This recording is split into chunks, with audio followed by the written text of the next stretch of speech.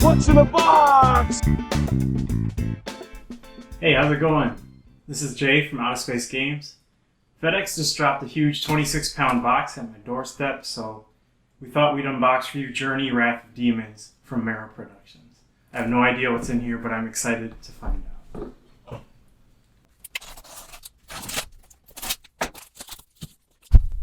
So I will note that I picked up an extra copy for another Outer Space crew showing. That might be why the box is so big. I don't think normally they're delivered this large.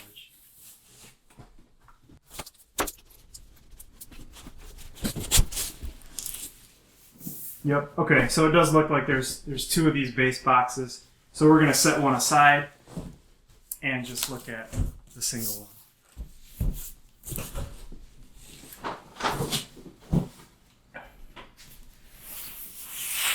You can see even the outside of the box looks pretty cool.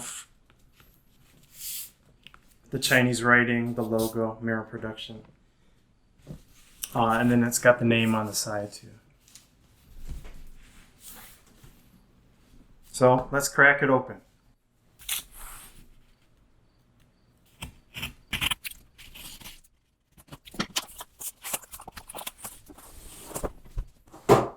That is beautiful. Alright, here you see the actual box. It's got this gorgeous artwork on it, very hefty. The whole weight was 26, so this has got to be 13. Similar to the AVP unboxing we just did. So here's the main character.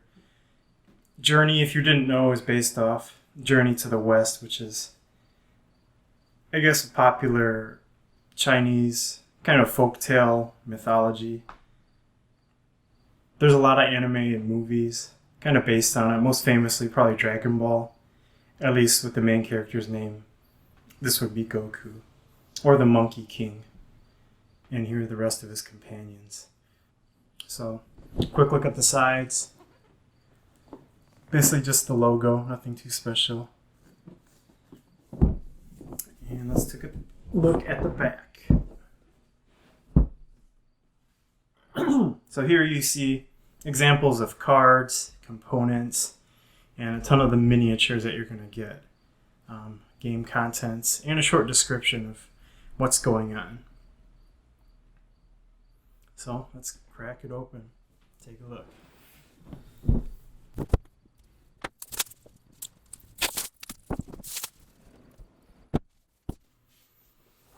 Alright, when you open it up, you're greeted with just some more boxes.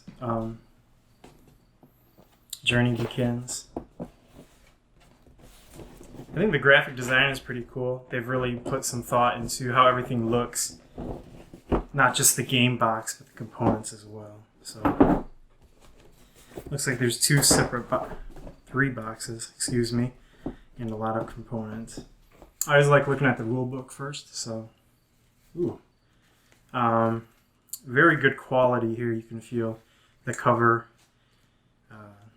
The inside pages are your typical, magazine printing type of look, but the cover is a bit thicker. You can see it's gorgeously printed, full colors, with a lot of lore in the beginning, and an overview of the world and kind of what's going on before we get into the various components and how gameplay works. So we'll flip through that a little bit later. Looks like it's very thorough and tells you exactly how things go. This game, there's different quests that you go through to try to complete with various objectives and missions. So it's a long campaign you can play together.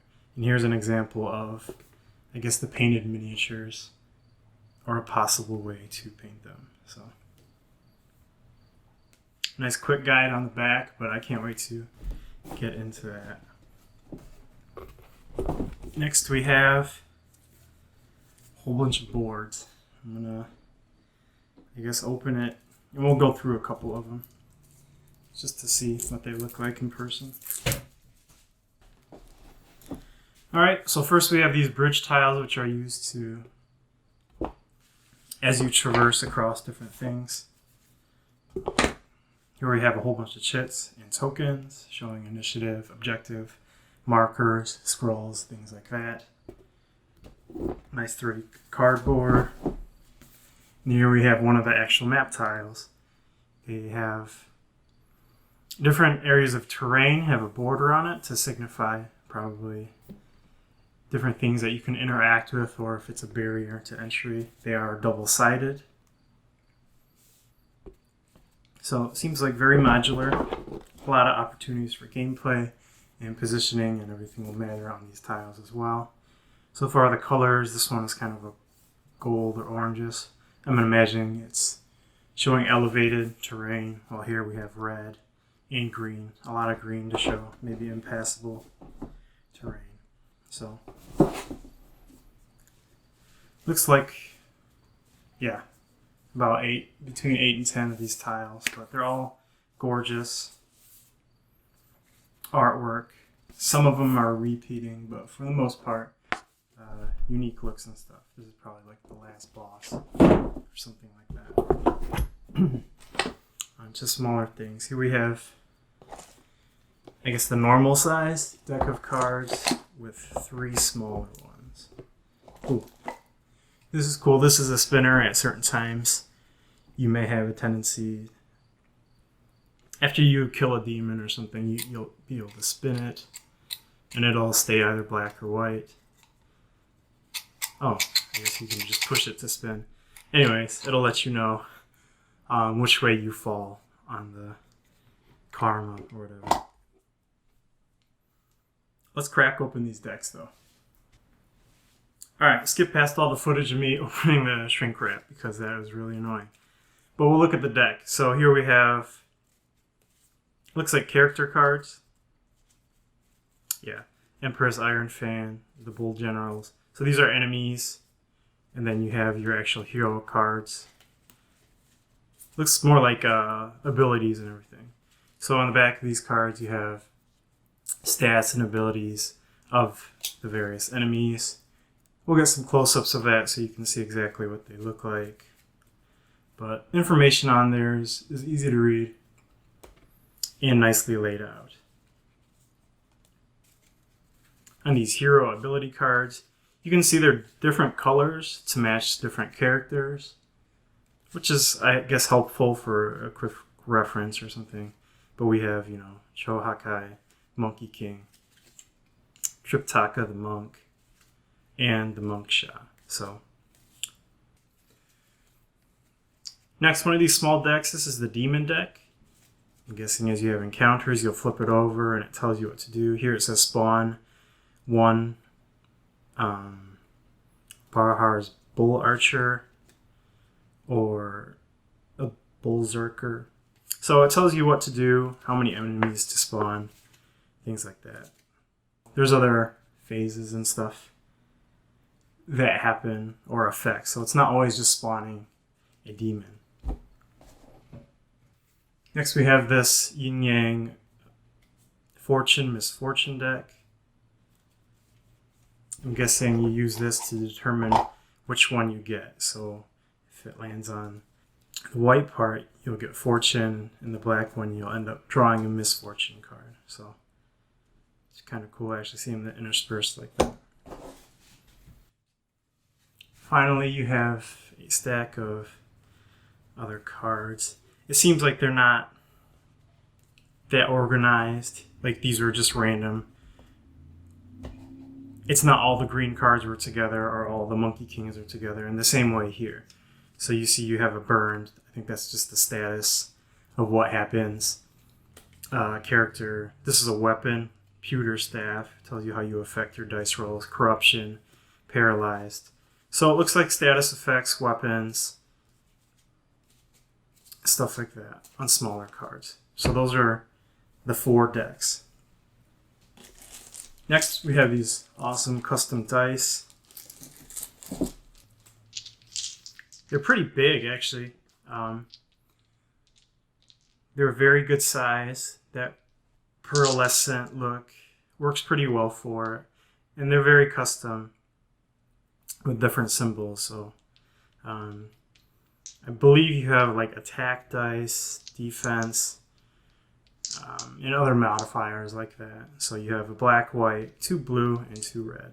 So, all right, next you have some things that will need to be assembled on these dials. There's a whole bunch of them in here with little parts to assemble them all. There's also different colored, looks like pointers, probably used to track health and stuff. So we should probably take a look at the actual character boards or cards, status cards. So these colored pieces will be able to fit in here, and you'll be able to slide it, denoting how much health and everything you have. You can see on the character card the representation, their attack range. So positioning, like I said, matters on the tiles. And then these dials will be inserted to track your stats and see how much damage or movement, stuff like that, you can do. On the back, they have added just a little bit of flavor text.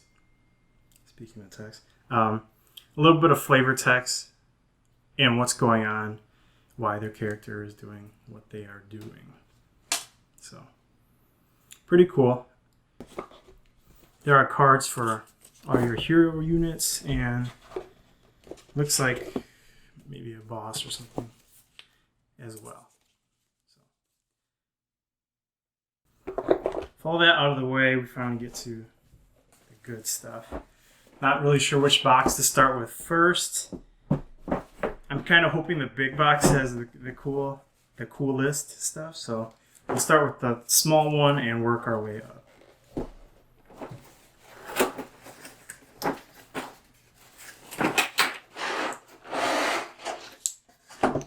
All right. Here we have a tray full of bull warriors. Different types. Some of them have the pickaxe, the stone pickaxe type of thing. And there's also guys with the, I guess, the spiked mace and stuff. So they're probably considered different units. I may be wrong about that, but really cool. Just looks like the 2 types in this tray. So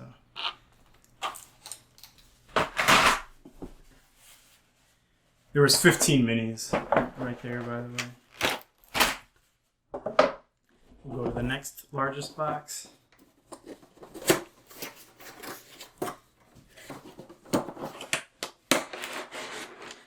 Yay. All right. These are pretty awesome. So this is probably like the bull general boss guy. He's got a scroll on him, a giant axe, and just looks kind of very powerful. I don't know how else to say it. This is really, really cool. I'm sure the painters out there, which I'm not yet, will really enjoy these miniatures, but they really did a good job sculpting them and everything. And I like that they have the bases. They're kind of thematic. It looks really good. I believe this is Kaelin, which is some type of dragon-ish creature. Really cool, though. I don't think... This is one that didn't really get a good picture of it until near the end of the Kickstarter. But it's got some nice terrain elements to it as well. So overall, really, really, really cool.